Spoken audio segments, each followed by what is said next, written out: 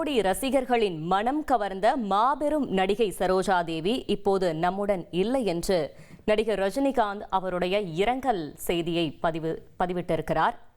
நடிகை சரோஜா தேவி மறைவிற்கு நடிகர் ரஜினிகாந்த் அவருடைய இரங்கல் பதிவை வெளியிட்டிருக்கிறார்.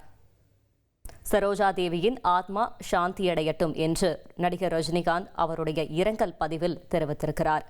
பல கோடி ரசிகர்களின் மனம் கவர்ந்த மாபெரும் நடிகை சரோஜா தேவி இப்போது நம்முடன் இல்லை என்று நடிகர் ரஜினிகாந்த் அவருடைய இரங்கல் பதிவில் தெரிவித்திருக்கிறார்.